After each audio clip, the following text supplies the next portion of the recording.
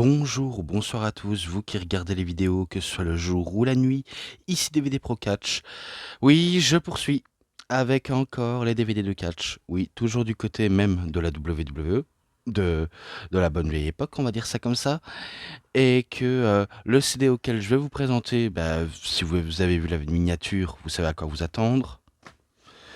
Bah, celui de WrestleMania 38 en 2022, auquel ça s'est déroulé sur 2 nuits. Oui, je sais, Fremantle faisait encore des DVD là-dessus, et que je sais que le tout dernier DVD sur WrestleMania, c'est celui de WrestleMania 39 en 2023. Ils vont éditer quelques DVD en 2023, puis ce sera la fin totale. Mais voilà. Sinon, voilà, si vous n'êtes pas informé, ben voilà tout. Alors, il faut savoir que j'ai regardé ce WrestleMania là, pas par DVD. Enfin, j'ai juste vu l'extrait du Hall of Fame auquel il y a eu la promo de l'Undertaker. Mais je ne l'ai pas vu dans le DVD, je l'ai vu sur mon Netflix auquel on peut avoir l'accès à regarder en français. Donc je vous y encourage aussi à le faire si vous avez un VPN, bien sûr, de votre choix, de n'importe quelle région, etc. Vous serez servi. Voilà tout. Donc j'enlève le fourreau. Donc pourtant dans le DVD, il n'est pas en version en français, comme je peux vous le dire maintenant, vu comment je l'ai regardé le show en français par le Netflix, qui était un des anciens, on va dire un des anciens shows entre guillemets quoi. Je n'ai pas le terme, mais en gros si vous voulez, c'était sur le WWE Network, mais qui a été réédité en français par la suite par Netflix. Je sais pas si je le dis très clair, mais désolé si je le dis un peu en sursis. Je me précipite pour rien. Tranche sympa aussi.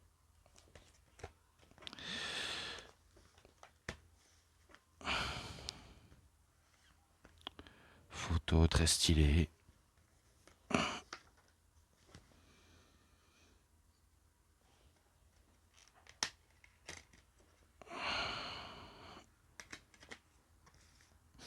Bien sûr, je vous laisse admirer, hein.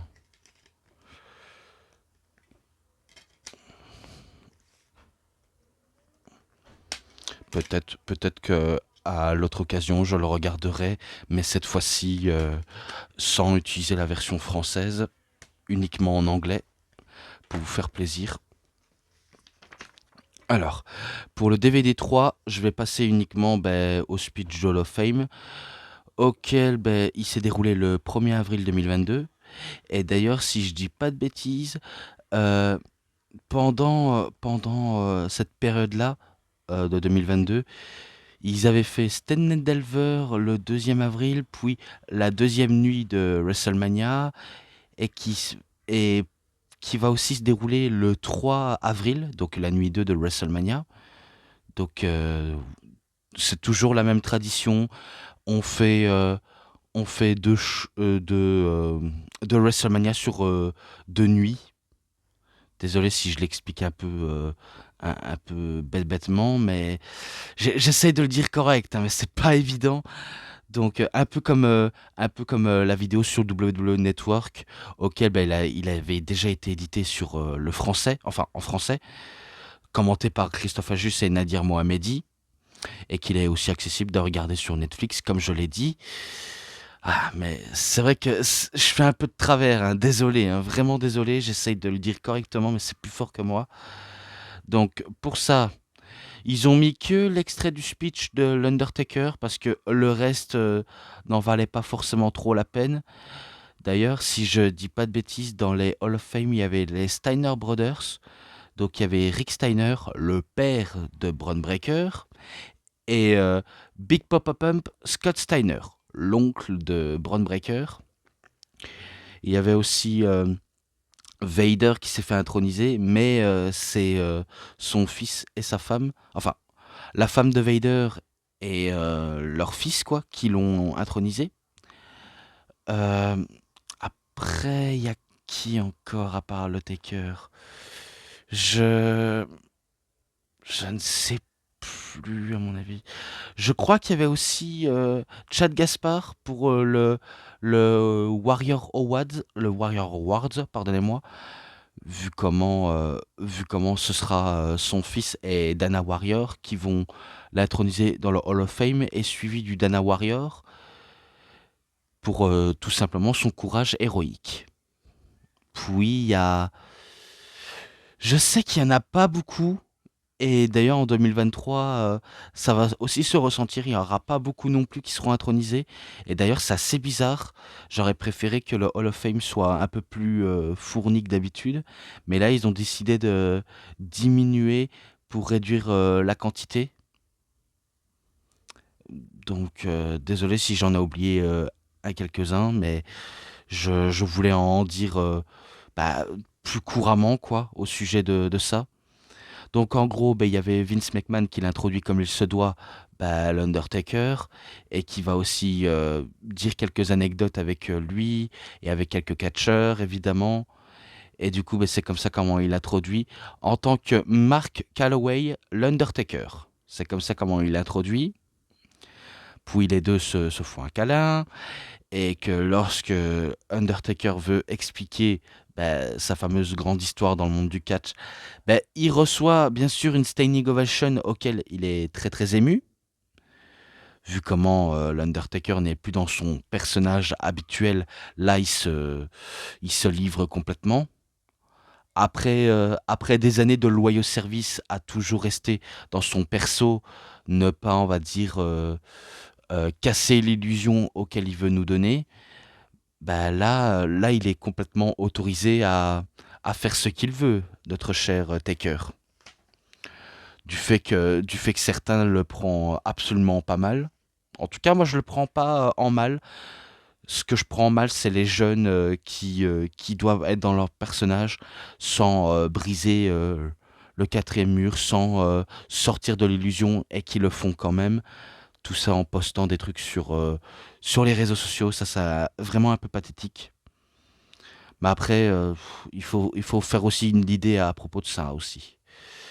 Donc, je me rappelais qu'il était quand même un peu long. Je crois que c'était 1 heure et quelques de speech et auquel il va nous raconter ses anecdotes assez, assez pour certains drôles et pour certains assez émouvants.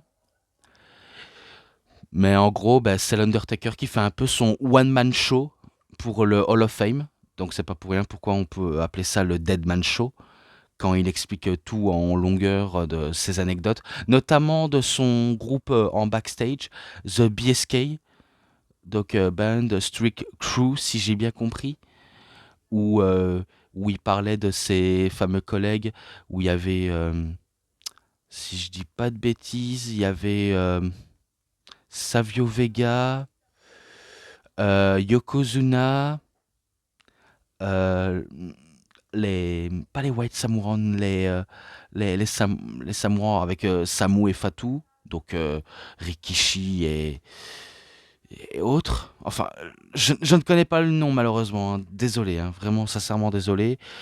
Il y avait ça, il y avait Paul Bearer qui faisait aussi partie de leur petit groupe en coulisses. Euh, le Godfather, oui, le Godfather aussi, il a fait partie de la petite faction de l'Undertaker. Et après, je n'ai plus d'autres en tête, malheureusement, j'ai plus d'autres en tête, si ce n'est que il nous a parlé de ses fameux collègues de sa bande à lui. En gros, c'était une bande d'amis fans du Catch Old School qui vivent à fond leur gimmick. Un peu similaire du côté de la clique, qui n'est pas, on va dire, une faction qu'on voit à l'écran, mais plutôt une bande politique en coulisses. Et du coup, l'Undertaker a fait ça également. Oui, je sais, dans les années 90, ou plutôt dans les années 90, certains faisaient ça pour se bâtir une réputation et pour acquérir l'attention du boss, pour être le préféré, entre guillemets.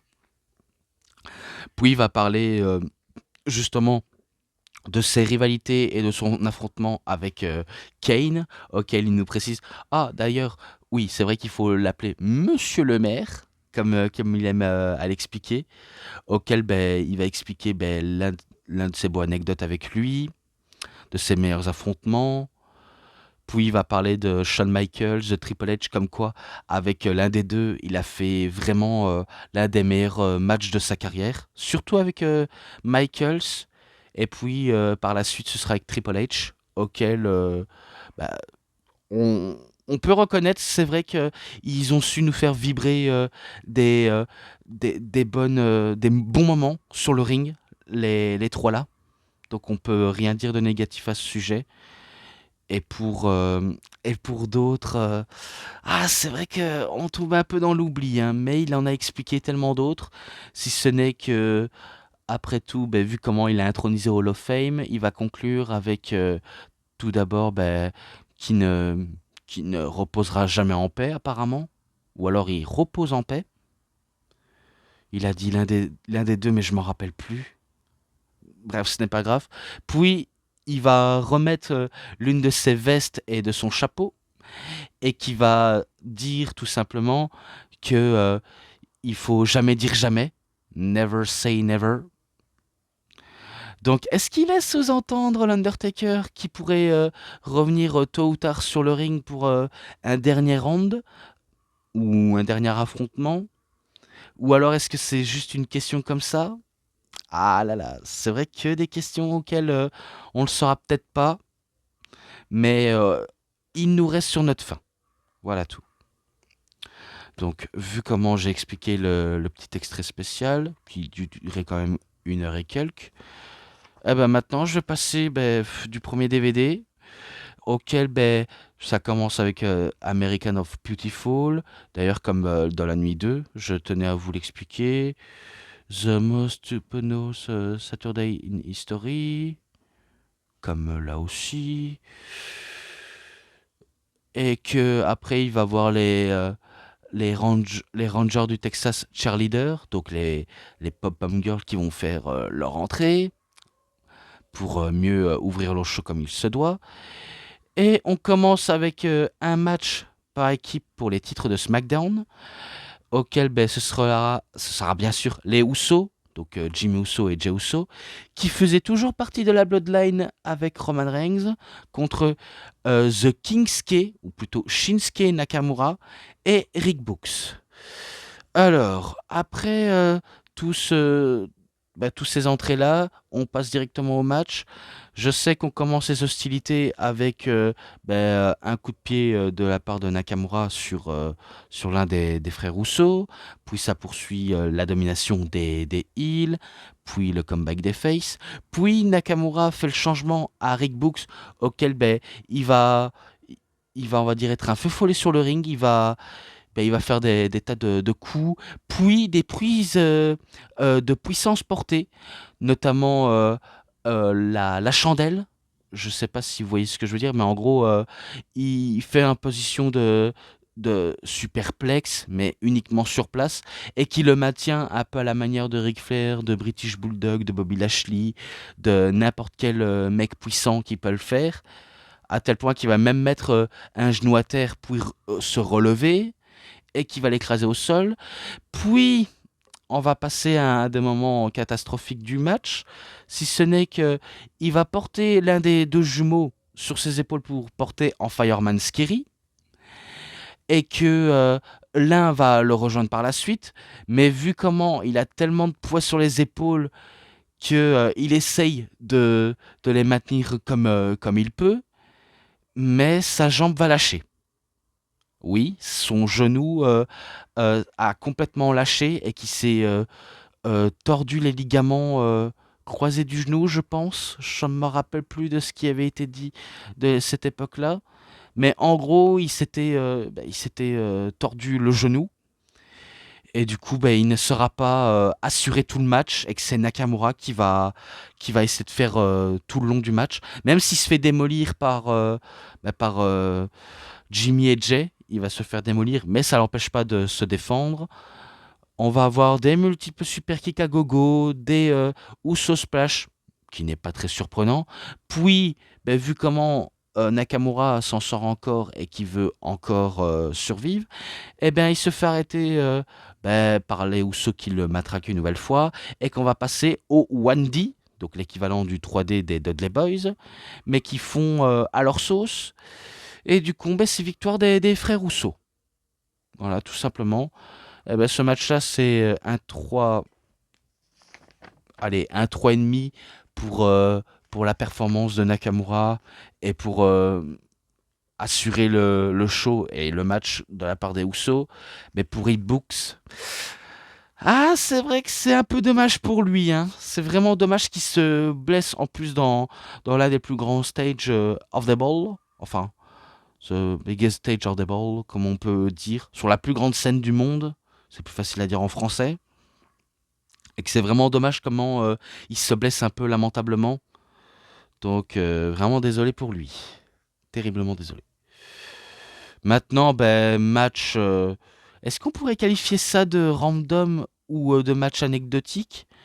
Parce que je pourrais vous en dire plus sur cette petite rivalité qui n'a absolument aucun sens entre Drew McIntyre et Happy Corbin, ou plutôt Baron Corbin. On pourrait l'appeler Constable Baron Corbin, the Long Wolf, the King Corbin.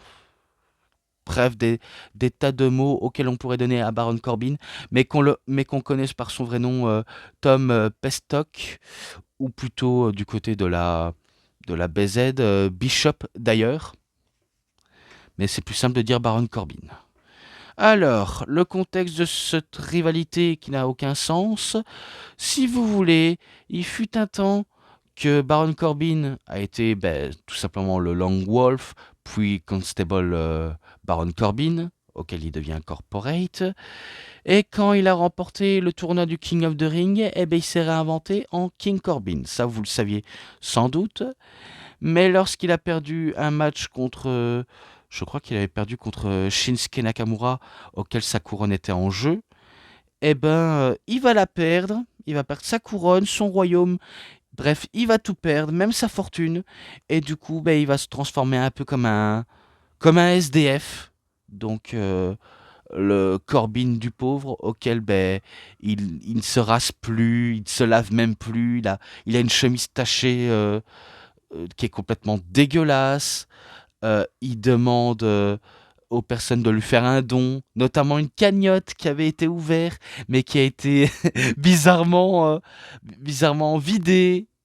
Donc, il, euh, il est vraiment au fond du trou. Il a vraiment besoin d'argent pour venir à ses besoins et aussi aux besoins de ses gosses, comme il aime l'appeler. Même s'il a réellement des gosses pour de vrai, mais ça, j'en doute pas un seul instant. Bref, il veut qu'on le vienne en aide, mais à chaque fois, on le chie dessus, on le fait bully, voilà, on le met plus bas que terre, jusqu'à ce que lorsque SummerSlam arrive du côté de Las Vegas, eh bien, il veut tenter sa chance, notamment en misant une petite pièce sur une machine à roulettes de triple 7, quoi, on va dire ça comme ça. Donc il veut que sa chance il veut que sa chance soit de son côté. Et finalement, il a saisi sa chance dans les machines de casino. Et du coup, il commence à se refaire. Bref, il a gagné tous les jetons. Maintenant, il devient absolument riche. Voilà, il est redevenu riche et que la chance maintenant devient de son côté et qui va commencer justement à s'habiller classement, à se raser, notamment la barbe, à se refaire sa propre petite maison, s'acheter des belles voitures et tout. Donc du coup maintenant, Baron Corbin devient Happy Corbin, il devient heureux quand il devient riche. Et qui s'associe avec Riddick Moss, donc un certain Madcap Moss, et auquel les deux vont former un peu un duo de mecs un peu relous. Ouais, ils vont former le groupe un peu relou. Ouais, Corbin il est riche maintenant, il peut rigoler de tout. Son passif en tant que mec SDF, et derrière lui, maintenant, il en rigole, et que pour lui, ben, c'est un tel bonheur d'être à nouveau riche. Et ce qui était gênant à cette période-là, c'est que on sent que lorsque les deux veulent faire une blague qui n'a vraiment aucun sens et qui est complètement nulle, ça rigole pour rien du tout.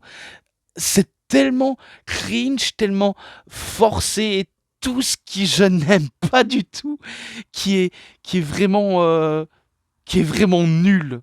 Tout simplement. La gimmick de Happy Corbin, c'est vraiment nul. À tel point que ils vont décider de s'en prendre à Drew McIntyre. Ah, parce que c'est rigolo de s'en prendre à Drew McIntyre. C'est rigolo de blesser quelqu'un. Ben oui, bien sûr. Donc voilà comment on est venu aux mains. Et voilà comment ils décident de s'affronter. Et du coup, ben, ce match-là, j'ai pas vraiment envie de m'attarder là-dessus, si ce n'est que, certes, il va y avoir des prises à tout vaille, l'intervention de Madcap Moss, et que Happy Corbin va tenter son End of Days. Et à ce que j'ai entendu dire, son End of Days, personne ne s'en est dégagé.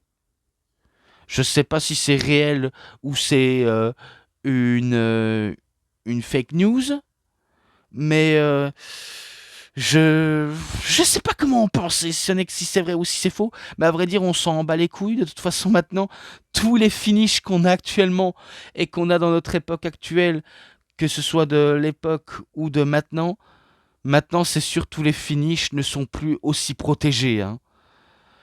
Maintenant, il suffit qu'un finish, on fasse ça, la plupart se dégagent. Pour dégager et de se moquer de toute logique. Et c'est ça ce qui est casse-couille de notre époque actuelle. Maintenant, quand c'est finish, on s'en dégage, on s'en bat les couilles de la logique, on veut faire vibrer le moment. Alors qu'à l'époque, un finish, c'était terminé, on pouvait pas s'en relever. Et maintenant, tout ça, c'est mort, hein. Comme le catch est mort. Voilà tout. Donc, il n'a pas réussi, il va retenter une nouvelle fois. Il se mange un Glasgow Kiss. Madcap Moss s'en prend aussi pour son grade. Et puis, il va poursuivre avec son Claymore Kick pour la victoire. Donc, il bat Happy Corbin. Et ce match-là, ben, 3,20. Parce que j'en avais absolument rien à battre. Et puis, il y a un moment auquel ben, il va tout simplement ben, prendre son épée. Et qui va essayer de faire fuir Madcap Moss. Et que, si je dis pas de bêtises... D'ailleurs, je crois que dans ce match-là, lorsque Madcap Moss voulait intervenir, eh ben, il a eu un double Alabama Slam inversé et auquel ben, Madcap Moss a failli se faire tuer sur le coup, je crois. Ou alors c'était plutôt en Arabie Saoudite, hein. Je me rappelle plus de quand c'était, mais je me rappelais qu'on en discutait à propos de ça. Mais il me semble que c'est pas de ce côté-ci. Mais ce qui est sûr, c'est que Drew McIntyre voulait fuir Madcap Moss avec son épée pour couper les cordes en deux. Et d'ailleurs, est-ce que c'est moi ou l'épée est en plastoc et qui se plie ou alors est-ce que c'est un épée qui paraît réel mais qui n'est pas tranchant? Parce qu'on voit en ralenti que suite à l'impact de coupage en deux des cordes, bah, l'épée fait fait un drôle de mouvement un peu comme si c'était en plastique. Je sais pas si c'est en plastique ou si c'est du métal mais qui n'est pas tranchant. On pourrait dire une fausse. Mais bon, qu'est-ce que vous voulez que je dise de plus si ce n'est que je passe à un autre match suivant. Et ce match suivant, c'est un match par équipe. Bah, est-ce qu'on pourrait dire anecdotique aussi? Parce que je n'ai pas forcément trop envie d'en dire plus, si ce n'est que on pourrait dire que c'est les débuts officiels sur le ring de Logan Paul. Donc oui, le Miz qui s'associe à Logan Paul contre The Father and Son, donc les Mysterio, donc Rey Mysterio et Dominic Mysterio, qui étaient toujours dans l'ombre de son père, et que tout le match se résume à Dominique, c'est un fils à papa, et qu'il sait très bien que sans son père, il n'aurait jamais bah, de contrat à la WWE. Ce qui n'est pas faux. Ce qui n'est absolument pas faux. en sachant que oui, c'est vrai que sans son père, ben, Dominique Mysterio n'en serait pas là. Et concernant Logan Paul, eh ben, on peut dire ce qu'on veut sur lui. C'est vrai que on ne l'apprécie pas non plus même à cette époque-là. À vrai dire, on ne l'appréciera sans doute jamais en tant qu'être humain. Mais en tant que performeur, c'est vrai que c'est un salaud qui s'est quand même bien amélioré, hein, je puis dire. Et d'ailleurs, dans son entrée, ben, il a une entrée ben, digne vraiment d'un catcheur un peu stylé, style star actuel, et auquel ben, il a autour du cou, ben, entre guillemets, la carte rare de Pokémon.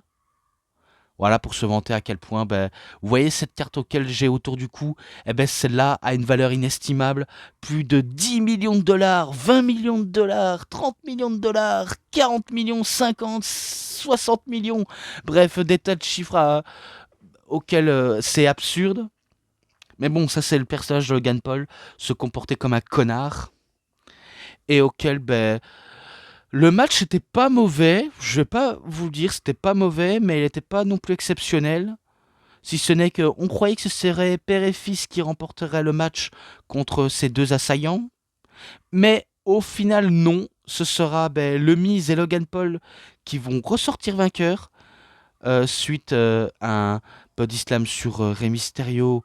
Et que par la suite, ben, le Miz va s'emparer de Rey Mysterio pour un Skull Crushing final pour la victoire. Et que du coup, il célèbre avec Logan Paul, mais vu comment il commence à montrer son vrai visage, le Miz, et qui va asséner également un Skull Crushing Finale sur Logan Paul. D'ailleurs, je trouve que Logan Paul aurait dû rester un petit peu plus longtemps au sol suite à ce Skull Crushing Finale de la trahison. Donc oui, on peut dire que le Miz a trahi Logan Paul. Et est-ce que ça va permettre à Logan Paul de devenir un babyface? Spoiler, absolument pas. Parce que même quand il essaye en tant que face, ça ne marche absolument pas du tout. Et que en tant que heel, ben, il fonctionne du tonnerre, Logan Paul. Je vous le dis, il fonctionne très très bien. Puis un Hero America. Donc voilà. Match pour le titre féminin de Raw entre Bianca Belair contre Becky Lynch. Alors cette histoire-là, est-ce que j'ai besoin vraiment de vous le dire aussi? Si ce n'est que on sait d'où vient l'histoire. On sait que l'année passée, lors de WrestleMania 21, je le dis de cette période-là, Bianca Belair avait battu Sasha Banks pour devenir championne féminin de SmackDown et qu'elle tout simplement, ben, elle est devenue, on va dire, une main eventeuse bien établie. Et pourtant, je n'étais pas un très grand fan de Bianca Belair jusqu'à ce que elle nous montre un peu plus de ce qu'elle sait faire et auquel maintenant, ben, je lui dois un respect inouï pour bah, pour tout ce qu'elle a apporté pour la division féminin. Et que par la suite, lors de SummerSlam 2021, je sais plus qu'elle devait affronter. Je crois que c'était Sasha Banks ou Bayley. Je sais plus qu'elle devait affronter, je m'en rappelle plus. Peut-être que lorsque j'aurai un DVD, peut-être que je vous en dirai un peu plus. Et que je m'en rappellerai peut-être sans doute pour me rafraîchir la mémoire. Mais je me rappelle que Becky Lynch faisait son retour après que cette dernière ait annoncé sa grossesse en 2020 et qu'elle a mis au monde bah, sa fille avec Rollins, quoi, même si c'est elle qu'elle a accouché, quoi. Puis elle s'est entraînée, elle est revenue en 2021 pour affronter tout simplement par surprise Bianca Belair. On croyait que ce match ce serait du réglo, mais vu comment Becky voulait exploiter l'inexpérience de Bianca Belair pour lui donner un coup en plein visage, et qu'elle va effectuer un Man in the Slam pour la victoire. Et du coup, ben, c'est Becky qu'elle devient championne féminin de SmackDown pour faire un heel turn, pour montrer à quel point, ben, certes, je suis revenu. Et qu'est-ce que vous faites par la suite? Vous vous retournez contre moi alors que ça fait un bon petit moment que je voulais revenir et que c'est comme ça comment vous me remerciez. Eh bien, allez vous faire voir. Je vais vous pourrir bah, tous les déroulements du match, tout, tout en large et en travers pendant des mois. Et c'est comme ça comment elle sort la gimmick de Big Time Bex. Donc, on va dire une version de Becky auquel elle est un peu plus en roue libre. Le côté star, on va dire ça, le côté star. Et puis ça va s'accentuer pendant des mois entre Bianca Belair et Becky Lynch, jusqu'à ce que euh, il fasse Becky, je crois, l'échange de ceinture avec Charlotte Flair, auquel l'échange va très mal se passer. Parce que j'avais entendu dire comme quoi ben, l'échange de ceinture s'était très mal passé et qu'elles s'étaient toutes les deux embrouillées et que c'est comme ça comment ben, Becky devient championne féminin de Raw et que c'était pas, on va dire, c'était pas fastoche pour les deux femmes non plus. Vraiment pas du tout. Et que voilà comment on pourrait dire comment ils en sont venus aux mains aussi également. Puis elle décide de s'affronter avec Bianca Belair et auquel l'affrontement était épique entre les deux. Je vais pas vous mentir, c'était tellement épique qu'on se dit c'est moi ou Becky, elle est très, on va dire, envieuse, très, très pressée, comme si elle n'avait pas le temps à faire ça. Parce qu'elle avait fait son entrée et qu'elle voulait pas perdre absolument de temps. Puis il y a la fanfare pour Bianca Belair, et puis le match s'accentue, et auquel je peux pas m'empêcher de dire que Becky Lynch, elle a un petit côté Lady Gaga. Oui, je pourrais vous le dire, elle a un côté Lady Gaga, version irlandaise. Donc on la sent très impatiente, mais qu'elle veut en finir très rapidement, mais Bianca Belair ne veulent pas aménager plus que ça, et qu'elles vont enchaîner des multiples prises, donc chacun respectivement. Et il y aura un spot auquel je vais retenir, c'est celle auquel elle va effectuer Becky. Elle va effectuer une genre de prise à la Molly Holly. Je sais plus comment ça s'appelle, mais en gros, c'est comme un West Coast Pop de Rey Mysterio, mais version flip, mais que tout le reste du corps se jette, on va dire, sur le corps de son adversaire. Et sauf que l'exécution n'était pas, on va dire, bien faite. Parce qu'elle allait effectuer le mouvement, mais le pied de Becky va frapper le visage de Bianca Belair, à tel point que le lendemain de WrestleMania, on va dire ça comme ça, dès que la première nuit et la deuxième nuit soient terminées, eh bien, elle va arriver du côté de Raw, auquel elle va nous montrer qu'elle a un cocard au niveau de l'œil, Bianca Belair. Et pourtant, elle est ultra badass, hein. Elle continue, elle ne lâche pas d'iota, elle va pas se laisser avoir comme une amatrice, comme ce qui s'est passé au SummerSlam. Des tentatives de désarmeur, de Man and the Slam, et aussi de Kiss of Death, de 450 qui ne passent pas. À part le Kiss of Death, qui va cette fois-ci passer, parce que à chaque fois quand elle veut effectuer le KOD, eh bien, elle veut pas se laisser emporter dans cette prise jusqu'à ce que elle lui fasse des multiples prises et lui faire son KOD pour la victoire. Donc c'est victoire de Bianca Belair qu'elle bat Becky Lynch pour le titre de Raw. Et ce qui est sûr, ça pourrait augmenter la hype en tant que main eventeuse pour Bianca Belair. Donc voilà tout. Puis l'autre match, eh bien tout simplement Seth Rollins contre un catcheur choisi par Monsieur McMahon. Et ce catcheur choisi, vous savez de qui il s'agit, mais revenons au contexte. En gros, on a Seth Rollins qui est désespéré, qui n'a pas trouvé de adversaire pour WrestleMania. Et du coup, lorsqu'il veut avoir une chance pour le titre de WWE ou de Universal, il se fait tout le temps avoir. Et quand c'est un catcheur de manière aléatoire, il se fait aussi avoir comme bonjour. Et du coup, il est désespéré et il pète un câble. Et pourtant, il est convoqué dans le bureau de Monsieur McMahon qui lui explique qu'il va affronter un catcheur de son choix à WrestleMania. Ça veut dire, vu comment j'ai vu que tu as fait un caprice du côté de Raw et que tu es désespéré, tu auras ton match. Vu comment tu es dans cet état à ces tendances un peu loufoques. Oui, parce que il faut savoir que c'était Même si c'est en 2021, mais de 2021 à 2022, c'est à cette période-là auquel Seth Rollins va être encore plus dans sa gimmick de entre guillemets visionnaire. Je me mets des vêtements de manière aléatoire. Je m'habille en femme, je m'habille en n'importe comment, je m'habille en top modèle. Bref, c'est vrai que là, il commençait à devenir un peu énervant.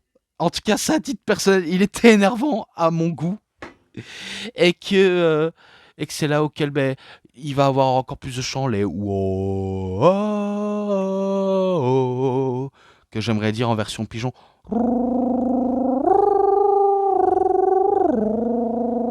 Voilà, pour le coup.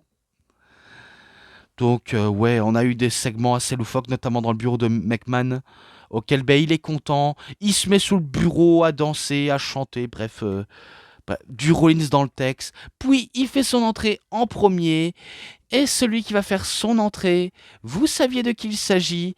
Il s'agit tout simplement de l'ancien Stardust, un des anciens vice-présidents de la All Elite Wrestling, donc de la AEW, qui a quitté la All Elite Wrestling pour revenir à la maison. Il s'agit tout simplement de The American Nightmare, le cauchemar américain, Cody Rhodes. Oui, Cody Rhodes. Auquel il nous fait un retour triomphal. D'ailleurs, je ne sais pas quel est votre avis là-dessus, mais moi, perso, il y avait des rumeurs en ligne comme quoi ce serait lui, et d'autres qui disaient oui, ce sera lui, non, ce sera pas lui. Et pourtant, c'est bel et bien lui. Et du coup, j'avais été surpris sur le coup. Parce que je ne m'y attendais pas que ce soit Cody Rhodes. Et finalement, c'est passé ce qui s'est passé. Donc du coup, c'est lui qui fait son retour officiel et qu'il affronte Seth Rollins. Et que le match était excellent. Selon moi, c'était très très excellent. Un des meilleurs matchs de cette nuit 1, selon moi. Il y en a beaucoup qui ne seront pas forcément d'accord. Mais moi, je le vois de cette manière. Moi, j'ai plutôt adoré ce match-là. Et auquel on va nous sortir des tentatives de stomp, des pedigrees, des beautiful disaster kicks, des tentatives de crossroads, de, de tas de prises auxquelles on a déjà vu Cody Rhodes par le passé en faire, et d'autres absolument inédites. Bref, et pourtant dans le match, Rollins c'est très rabaissant, très hautain. Pourtant c'est pas surprenant venant de lui. Tellement pas surprenant quand on connaît le bonhomme. Et pourtant, c'est lui qui va se faire surprendre avec un premier Crossroads, deuxième Crossroads, puis la fameuse Dusty Bionic Elbow, auquel il va s'en manger Rollins. Et il termine avec son troisième Crossroads pour la victoire. Donc c'est retour gagnant pour Cody Rhodes et qui bat Seth Rollins. Et que ce match-là, c'est un 4,60. Oui, je le mets un 4,60. Tout simplement parce que pour moi, c'était énorme ce match-là. Et que c'était pas mauvais comme certains peuvent le prétendre. Puis classe du Hall of Fame 2022 auquel je vous ai dit les noms précédemment, surtout l'Undertaker. Donc il va voir ça et il va avoir même l'introduction de l'Undertaker pour la nuit 2 qui est un peu apparition de trop. Une seule fois ça peut suffire. Mais bref, voilà tout. Maintenant, match pour le titre féminin de SmackDown entre Charlotte Flair contre Ronda Rousey. Oui, Ronda Rousey était toujours présente à cette période-là. Et je vais pas aller sur le dos de la cuillère. Je n'ai pas apprécié ce match-là. Pourtant, il y a eu des bons trucs. Il y a eu quelques bons trucs, mais ce match, je n'ai pas apprécié. D'ailleurs, la foule s'en battait complètement les couilles de ce match-là aussi. Et pour cause, vous saviez que Charlotte Flair, elle est très haïe par le public parce que elle est, c'est l'une des catcheuses les plus couronnées, les plus titrées. Et du coup, ça fait jaser le public qui n'apprécie pas de voir Charlotte dans cet état d'esprit-là. Et pourtant, attendez, oui, désolé, on m'appelait et pourtant je n'ai pas le temps, je dois terminer ça. Donc oui, on jalousait vraiment Charlotte Flair, on ne l'aimait pas pour ce qu'elle était, alors alors elle est très talentueuse. Et de l'autre côté, on a Ronda Rousey, qu'elle avait quitté la UFC et elle était établie comme l'une des femmes les plus badass du roster. Pourtant, en babyface, ça ne marchait absolument pas, jusqu'à ce qu'on la fait tourner heel, auquel, là, ça résume très bien la personnalité de Ronda Rousey. Et puis, lors de WrestleMania 35, elle va disparaître et qu'elle va mettre du temps à revenir. Donc, c'est sûr qu'en 2020, elle ne sera pas là.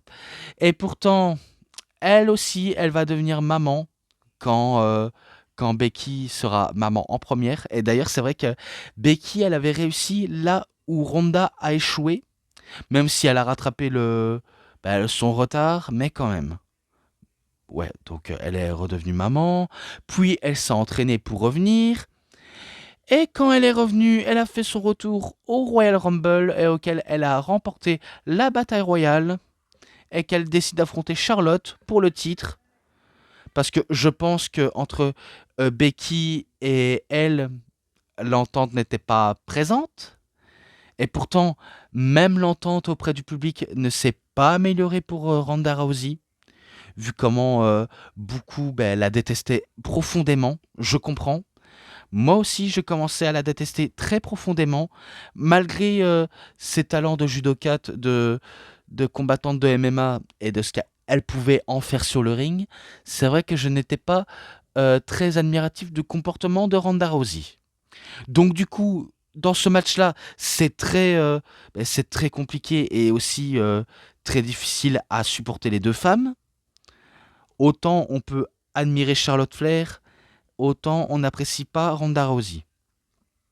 Suite à son mauvaise réputation, mais auquel elle assume son mauvais comportement, son tempérament, son comportement, bref, tout ce qu'on pourrait en citer. Bref, vous saviez que c'est pas non plus une bonne personne auquel on peut bien s'entendre. Et après, c'est dans cette année-là auquel il y a eu une anecdote comme quoi Drew Gulak, un certain Drew Gulak aurait été irrespectueux, qu'il a commencé à faire des trucs inappropriés sur Ronda Rousey, notamment une fameuse cordelette auquel il voulait, entre guillemets, enlever, un peu comme d'une manière de attouchement envers Ronda Rousey. Et du coup, tout ce pataquès ça menait au licenciement de Drew Gulak lors de 2023 ou 2024, je m'en rappelle plus. Je m'en rappelle plus de quand il avait été licencié. Mais en tout cas, il servait plus à grand chose, Drew Gulak, de toute manière. Donc voilà, qu'est-ce que vous voulez que je dise de plus si ce n'est que le match n'était pas forcément à ce que j'appréciais. Parce que je sens que les deux étaient... on dirait... On dirait c'est de la sauvagerie pure et dure. C'est comme si Ronda n'était pas si professionnelle que ça. Alors que Charlotte, elle qui est censée être professionnelle, elle aussi elle s'y met. Donc du coup, ce match prend une telle tournure que le public s'en battait carrément les couilles et auquel, de toute façon, ce n'est pas Ronda Rousey qui remporte le match, mais bel et bien Charlotte Flair, qu'elle conserve son titre et que ce match-là, beau que je ne l'aime pas, c'est un 3, enfin un 3,5 quoi. Qu'est-ce que vous voulez que je dise de plus? Et voilà comment je vais conclure ça. Si ce n'est que j'ai pas compris pourquoi ils ont dû s'arrêter ici, si ce n'est que le main event de la nuit 1, c'est le main event tout simplement avec le KO Show Comes to Texas, entre Stone Cold Steve Austin contre Kevin Owens. Et oui, ce match existe, et que je me dis, mais c'est incroyable comment on peut faire sortir de la retraite Stone Cold Steve Austin après que son dernier match ce soit contre The Rock à WrestleMania 19 et auquel il décide de revenir. Je crois qu'il a eu le feu vert des médecins, Stone Cold, pour revenir tout simplement. Et du coup, après des mois, voire des semaines de provocation de la part de Kevin Owens de faire revenir Stone Cold à catcher, eh bien, il a réussi son coup et maintenant, il peut enfin accomplir son rêve de gosse, affronter Stone Cold Steve Austin. Parce que oui, il faut savoir, c'est que Kevin Owens, non seulement lui aussi, il était fan de l'Attitude Era, il était fan de Steve Austin, de The Rock, de Chris Jericho, de Triple H, de Kurt Angle et j'en passe. et auquel il veut se payer le luxe de l'affronter. Donc du coup, il va avoir un KO show un premier temps, auquel Kevin Owens va être rabaissant envers tous les Texans, en disant que le pays du Texas, c'est un peu le cul de l'Amérique, et qui va provoquer tout simplement les personnes des Texas, et auquel il va s'excuser, mais il dit c'est la vérité, tout simplement. Je dis ce qui est véridique. Et puis, bien sûr, il va commencer à faire le malin en disant le vieux va se ramener et je vais tellement le rabaisser qu'il sera obligé de retourner dans son ranch. Et du coup, voilà comment il y a l'arrivée de Stone Cold Steve Austin qui fait réagir le public. Puis il retourne au vestiaire pour ramener avec son quad. Et puis il tape la discute avec Kevin Owens. Et du coup, il va le trash talker comme Stone Cold sait le faire. Parce que ça résume très très bien le personnage de Stone Cold qui est ultra badass. Malgré qu'il soit âgé. Pourtant, malgré les multiples blessures qu'il avait accumulées au fil des années, comme quoi son cou a pris un sacré coup, son dos, ses genoux, et pourtant il est quand même solide, ce bon vieux Steve. Et que ça se voit qu'il a quand même fait un petit effort de s'échauffement pour ce match. Parce que non seulement il va rabaisser KO, mais il va lui promettre comme quoi il va lui mettre la pâtée. Donc il va lui faire de la pâtée pour chien et qui va aplatir cette merde comme il aime en dire. Et que c'est son dernier mot parce que Stone Cold l'a dit. Même si de l'autre côté, KO, donc Kevin Owens, est très arrogant en se justifiant lui-même que c'est un beau bâtard francophone canadien qui va lui faire un stunner et en terminer vite fait avec Papy, comme il aime si bien le dire. Donc voilà comment le match s'est annoncé. Et dans ce match-là, je ne vais pas aller sous le dos de la cuillère. Ce match-là, ce n'est pas du beau chef-d'œuvre technique. Mais qu'est-ce qu'on s'attendait à du beau chef-d'œuvre? Non, pas du tout. C'est de la bonne baston auquel les deux vont nous livrer et auquel dans le match on sent que Stone Cold il a plus picolé que prendre des gros encaissements. Et pourtant, quand il aura pris l'avantage, ce sera autour de KO qui va prendre l'avantage dans ce match pour attirer de la hit autour de lui, qui marche très bien auprès du public. Puis ils vont se battre dans le public et auquel Steve Austin voulait faire sa superplex, mais c'est lui qui va se manger un superplex dans le sol en béton. Et du coup je me dis, ah c'est vrai qu'après des années de ne plus catcher sur le ring, c'est vrai que ça fait un drôle d'effet de ne pas catcher, de subir des bumps. Et pourtant il continue Steve Austin, ça continue jusqu'au ring. Et même à l'extérieur du ring. Et pourtant, quand Kevin Owens veut utiliser le quad de Steve Austin, il sait même pas comment le brancher, si ce n'est que c'est Steve Austin qui va l'allumer et qui va brancher son quad. Il va le faire une petite balade jusque dans le stage et auquel il va asséner des coups, une superplex, puis il va le faire traîner au ring. Le faire traîner, des coups à gogo, que des coups de poing, des stompes sur le torse de Kevin Owens. Et pourtant, Kevin Owens, lorsqu'il a une ouverture, parce que Steve Austin s'est encore ouvert des canettes de bière, il va faire un stunner, et pourtant, ça ne marche pas. Donc, il a voulu faire un stunner sur le maître du stunner, du Texas Rattlesnake, le serpent à sonnette du Texas. Et oui, le serpent à sonnette du Texas. Et pourtant, il aura tout tenté Kevin Owens. Ce sera Stone Cold Steve Austin qui va l'allumer et qui va clôturer avec un Stone Cold Stunner pour la finale et pour la victoire. Et après cela, il va célébrer avec son public texan. Donc, il va bien sûr faire la douche de la bière en buvant beaucoup de bière, encore des bières à gogo. On ne gâche pas le hublot, même si on se douche avec. Et puis une nouvelle fois sur Kevin Owens, il s'en mange encore une. Et puis t'as ce couillon de Byron Saxton qui est chaud, qui veut aussi trinquer avec Stone Cold. Et pourtant, lui qui s'est déjà mangé des stunners, eh ben il s'en mange une nouvelle fois un stunner sur le coup. Et après, il va picoler avec son frère. Et après, il va encore célébrer et repartir en coulisses. Tout simplement pour clôturer ce main event de la nuit 1. Donc voilà tout. Maintenant, on passe à la nuit 2.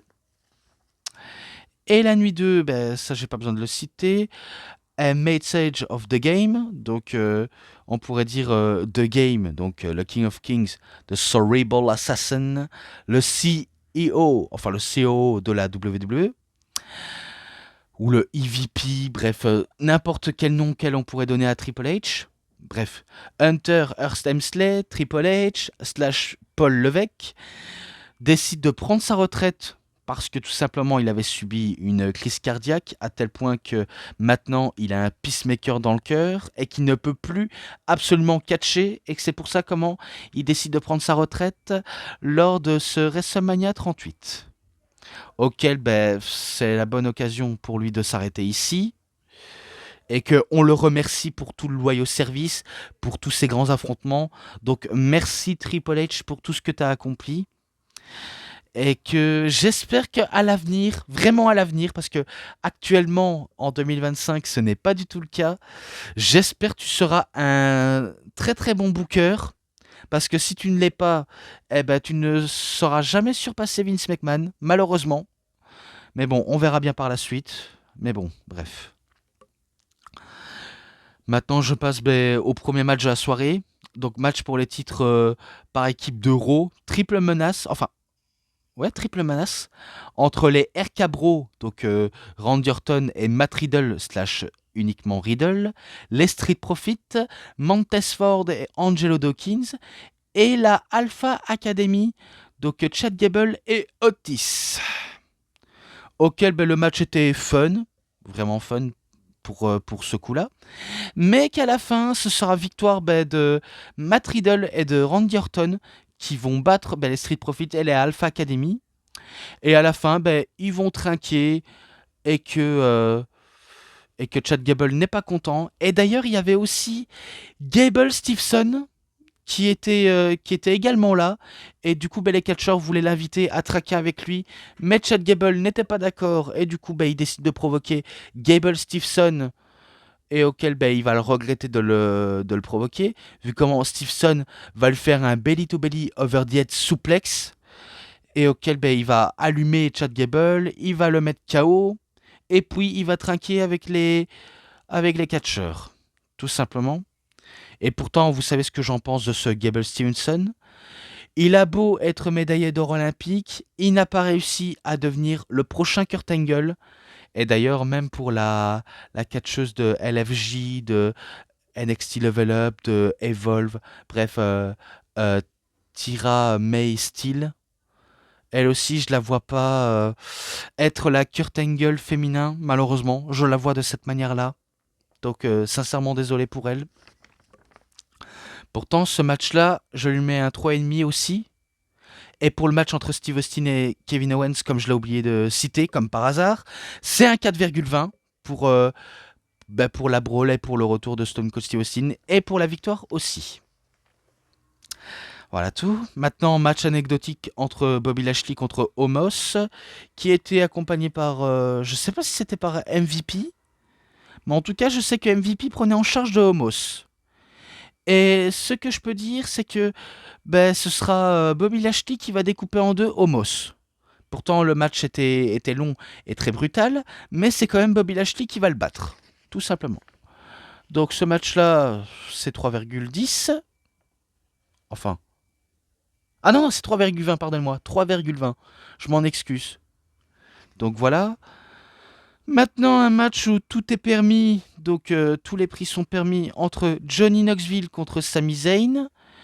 Oui, donc le fameux Sami Zayn qui est toujours victime de théorie du complot, qui est un peu à une dégaine de clochard, et pourtant il va demander les services de Johnny Knoxville, donc le mec de Jackass, auquel je m'en rappelais que je regardais sur MTV qui avait des blagues de pipi caca, de trucs à la con et tout ce qui en passe par la suite.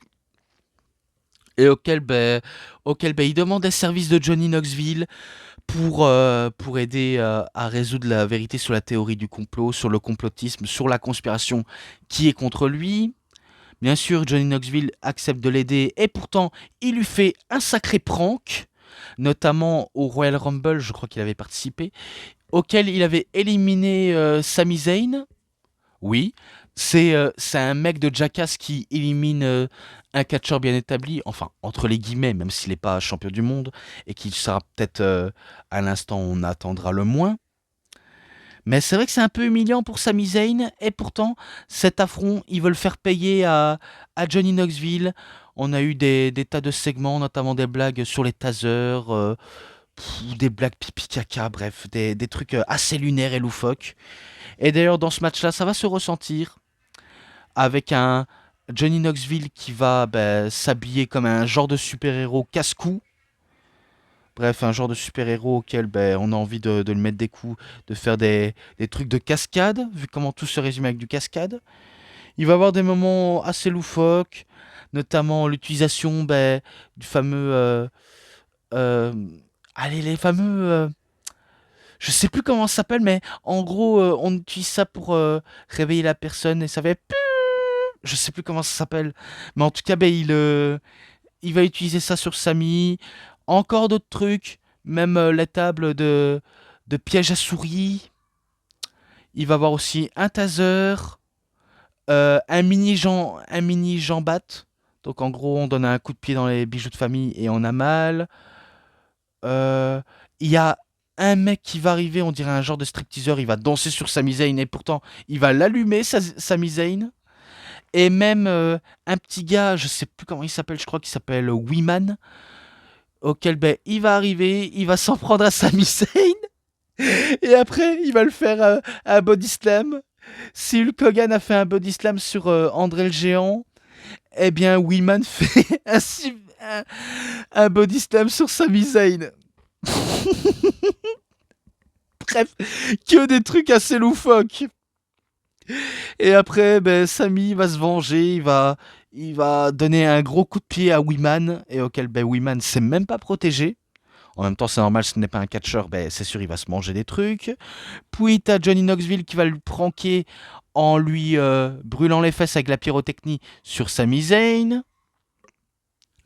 Donc voilà, j'en passe des trucs. Il va l'encastrer aussi avec le fameux mini Jambat. Et puis, il y a d'autres mecs de Jackass qui vont arriver, qui vont en faire pour son grade. Et je crois qu'il va même Johnny Knoxville qui va prendre un genre de pince pour lui pincer les testicules à Sami Zayn et qui va l'atterrir dans les tables à piège à souris. Donc oui, ils ont confondu Sami Zayn avec une souris ou un rat. Et puis t'as les mecs qui ramènent ben, euh, un géant piège à souris et auquel ça va être le climax du match, ça va être le tournant du match pour le finish. Donc après, qui se fait allumer par tout le monde et qu'il est en plein piège à souris, eh bien Johnny Knoxville fait le tomber pour le compte de 3. Et du coup, Sami Zayn, comme un débile, il se laisse avoir et qu'il est bloqué par ce piège à souris qui est facile à se libérer, je vais pas vous le mentir.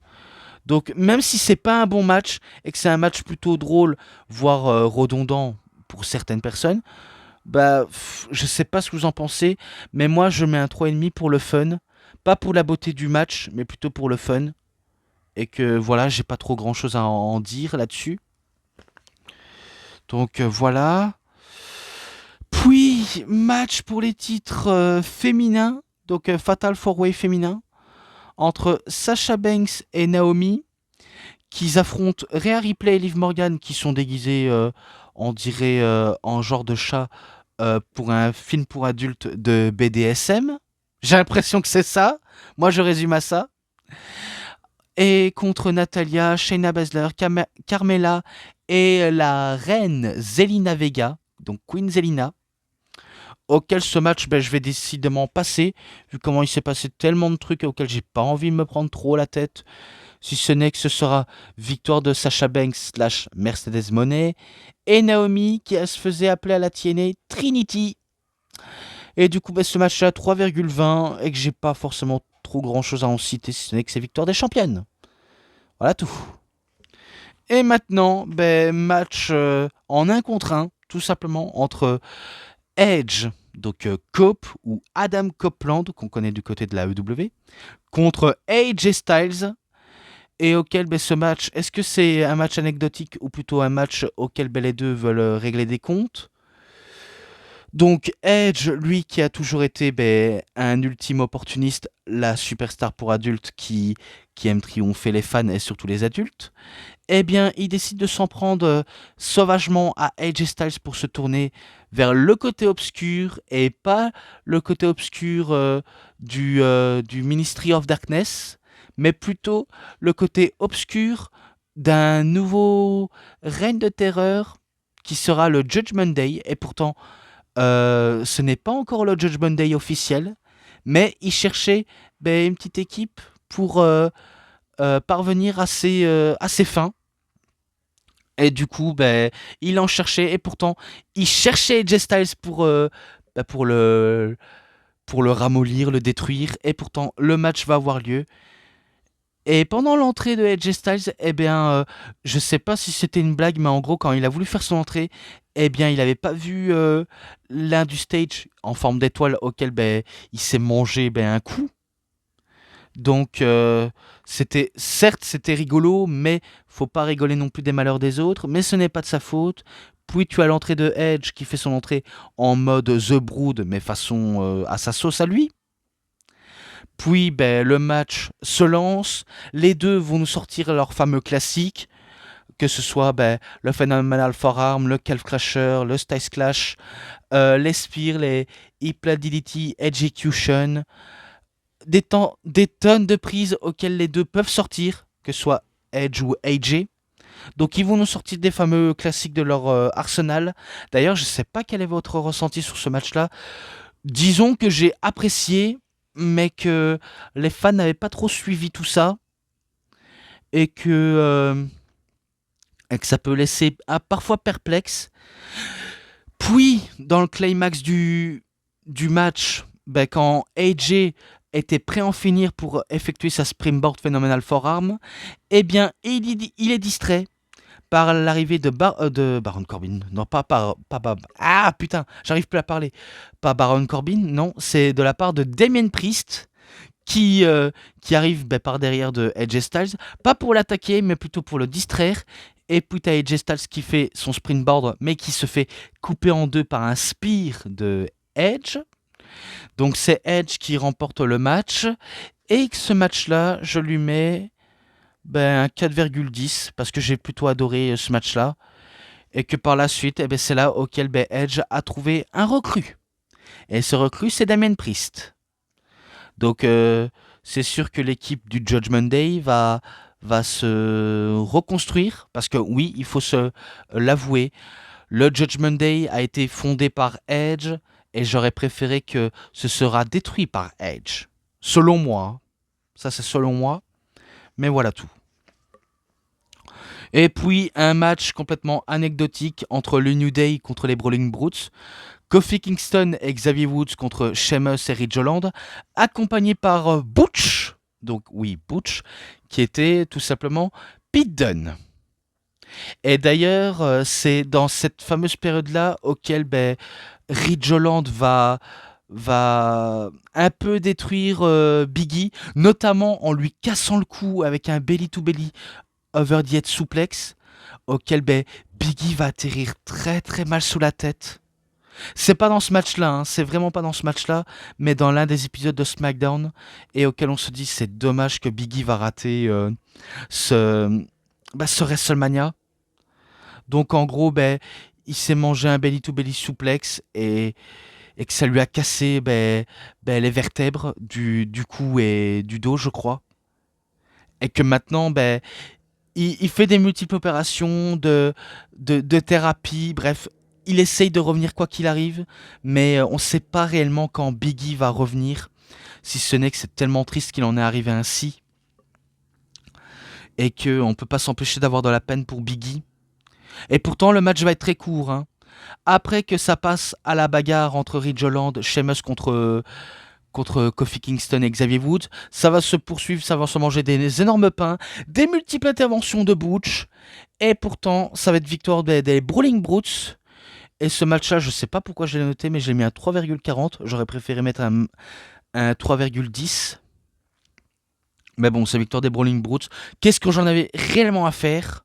Si ce n'est que voilà, victoire des Brawling Brutes, et on s'en bat les couilles.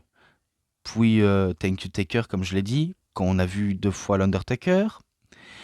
Et puis t'as Pat McAfee contre Austin Theory. En gros, Pat McAfee, lui qui a quitté très jeune le football américain pour, euh, pour se lancer dans le catch, notamment du côté de la WWE, et qui était un fan de la WWE à tel point qu'il avait fait du catch dans son jardin avec son trampoline et qui voulait réaliser son rêve de catcher sur la plus grande scène du monde à WrestleMania. Donc bien sûr, Vince McMahon lui a fait une offre, il a accepté. Et voilà comment on pourrait dire qu'il est revenu dans le business, notamment quand il a commencé du côté de NXT. Et puis, il y avait une histoire avec Michael Cole, comme quoi Michael Cole l'avait un peu bully Pat McAfee pour montrer à quel point c'est pas comme ça comment on s'habille de n'importe quelle façon. Et puis avec le temps, ils se sont compris et ils sont devenus amis et que maintenant Michael Cole c'est devenu son plus grand fan numéro un. Donc voilà comment on pourrait résumer toute l'histoire entre Pat McAfee et Michael Cole. Et puis tu as Austin Theory qui devient le protégé de Vince McMahon qui veut satisfaire forcément les désirs de son mentor, quitte à faire on va dire le heel absolu. Donc c'est sûr, il a le président à ses côtés et auquel il en est absolument fier. Il a provoqué Pat McAfee, donc il a fait des multiples provocations, et quand Pat McAfee veut se venger, eh bien t'as Austin Theory qui est en mode couillon, qui décide de se cacher dans le bureau de Vince. Vince, comme un vieux daron grincheux, il s'en prend verbalement à Pat McAfee, et du coup Pat McAfee s'en excuse un peu, et que il déteste la manière de comment Austin Theory fasse les choses comme ça. Donc du coup, il y avait du qui prend co. T'as du provocation de la part de Austin Theory et auquel à tel point Pat McAfee va craquer et qui veut affronter Austin Theory à WrestleMania 38. Et d'ailleurs, c'est ce qu'il va le faire. Donc c'est sûr, il est très soutenu par le public, Pat McAfee. Pourtant, ce qui va nous sortir, Pat McAfee, c'est pas forcément trop incroyable, mais, euh, mais ça va, c'est quand même plus acceptable de la performance de Pat McAfee.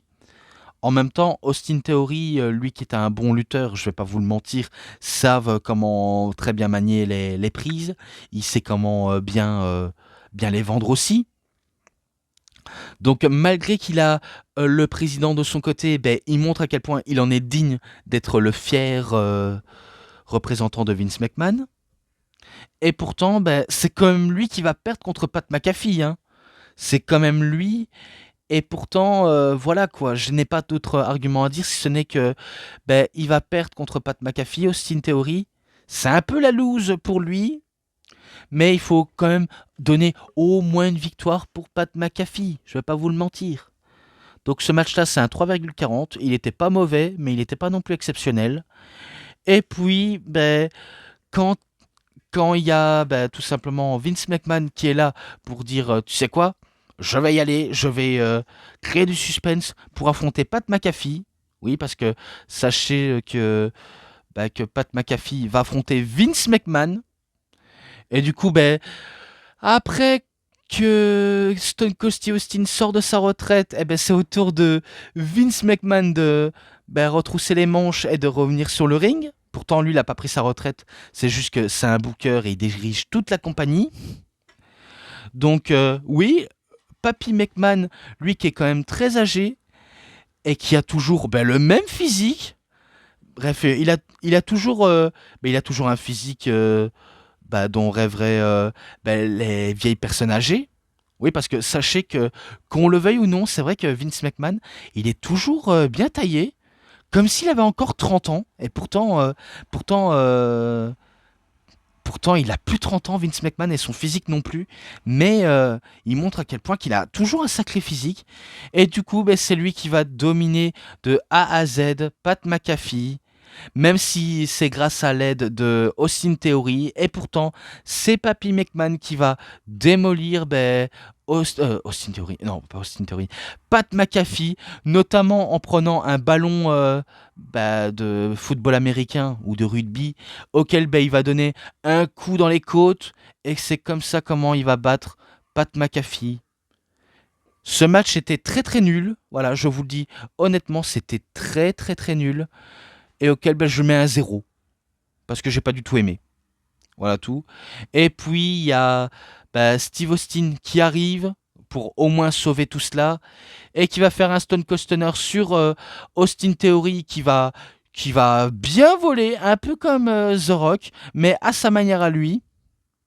Et puis, il va trinquer avec son bon vieux pote, son bon vieil ami, son bon vieux patron, Vince McMahon, auquel il va nous sortir le pire stunner. C'est vraiment le stunner le plus à chier que Vince McMahon a pu en faire. Alors que c'est juste un trinque. Donc bien sûr, à peine bu sa première canette de bière, et ben ça y est, Papy McMahon est déjà bourré. Et auquel il arrive même plus à faire un bon stunner. Pourtant, Vince McMahon n'a jamais été réputé pour faire le plus beau stunner. Enfin, pas qu'il fait un stunner, mais je veux dire par là, il a jamais été réputé pour se le prendre correctement, alors que Steve Austin, lui, le fait à la perfection. Et pourtant, mais là, ce jour-là, oh là là, ça se voit que c'est une catastrophe. Il va se manger un stunner et il va atterrir sur les genoux et puis il va être sur le cul, quoi, et sur le dos. Oh là là, la déchance de ce monsieur. Et puis, il va encore trinquer, mais cette fois-ci avec Pat McAfee, et que lui aussi va se manger un stunner, et que malgré qu'il s'est mangé un stunner et qu'il est bourré, il boit toujours sa canette. Comme quoi, il faut pas gaspiller le hublot. Et dommage que Byron Saxton n'était pas revenu, sinon il s'aurait encore mangé une deuxième. Oh là là, en connaissant le zigoto. Mais bon, assez parlé de ça, si ce n'est que maintenant on passe au main event de la nuit 2. Roman Reigns contre Brock Lesnar, le gagnant prend tout entre le titre de champion universel de la WWE et le titre de la WWE. Donc le gagnant prend tout. Et bien sûr, cette fois-ci, les rôles sont inversés. Les deux fois où Brock Lesnar était accompagné par Paul Heyman, cette fois-ci, c'est du côté de Roman Reigns. Donc voilà tout. Roman Reigns est accompagné par Paul Heyman à l'époque, bien sûr, quand il se faisait appeler le Wise Man. Et le match, est-ce que c'est le plus bon de celui de WrestleMania 34 ou alors un peu des deux, en sachant que leur première rivalité entre Brock Lesnar et Roman Reigns, quand Roman Reigns était le big dog, un peu forcé par le public, malgré tout, il était quand même bon. Et puis leur deuxième affrontement lors de WrestleMania 34 en 2018, parce qu'il y a eu celui de 2015 et maintenant de 2018, il n'était pas forcément bon. Hein. Il n'était pas forcément bon à cause que le public a décidé de chier sur les deux, sur Roman Reigns et sur Brock Lesnar par la même occasion en 2018. Donc c'était clairement le pire des deux matchs. Et maintenant, le troisième match, il est quand même bon que celui du deuxième. Je ne vais pas vous le mentir. Et pourtant, on en a eu des trucs un peu catastrophique dans le match, mais pourtant ça a quand même sauvé. T'as eu des spires à travers les barrières, t'as des tentatives de F5, des German suplex, même une Kimura qui a failli détruire le bras de Roman Reigns, mais heureusement ça n'a pas réussi. Bref, ça se précipite beaucoup trop vite. T'as même un spire dans le dos, un spire par devant, et pourtant c'est contre de 2, des tentatives de F5, et pourtant ni rien n'y fait. Et pourtant, Brock a voulu en terminer une nouvelle fois, mais il se mange des Superman Punch, encore des Superman Punch, et que c'est comme ça comment Roman Reigns va en venir à bout de la bête avec un ultime spear pour la victoire. Donc cette fois-ci, c'est Roman Reigns qui bat Brock Lesnar. Leur premier affrontement, les deux avaient tous les deux perdu à cause de Seth Rollins qui avait cash in sa mallette. Leur deuxième affrontement, c'est Brock Lesnar qui bat Roman Reigns. Et là maintenant, c'est Roman Reigns qui rafle tout. Donc c'est lui le ultime champion de la compagnie, champion de la WWE universel, unifié. Donc voilà tout, c'est Roman Reigns qui en ressort grandi et qui ne fait que asseoir sa domination, de sa suprémaciste en tant que chef de tribu, le chef de la tête de la table, et auquel ce match-là, je décide de mettre un 4,20, tout simplement. Et voilà comment je peux conclure cette vidéo qui est déjà assez longue pour 1h15 et vingtaine de minutes, qui sera dans les trentaines de minutes. Bref, j'ai plus besoin d'en citer si ce n'est que c'était pas mal. Et que je peux comprendre que la première pourrait être votre préférence ou la deuxième. Ça dépend de vos choix. Mais moi, j'ai aucune préférence de la première et la deuxième nuit. Même s'il y en a qui auraient préféré de dire ah j'aurais préféré que ce soit une seule et unique nuit comme avant. Mais maintenant c'est les mentalités changent et on peut plus rien y faire. Donc les matchs, le bonus, les segments promo et l'ensemble, 4,50. Est-ce que j'ai besoin vraiment d'en dire un peu plus autant sur ça? Pas tellement.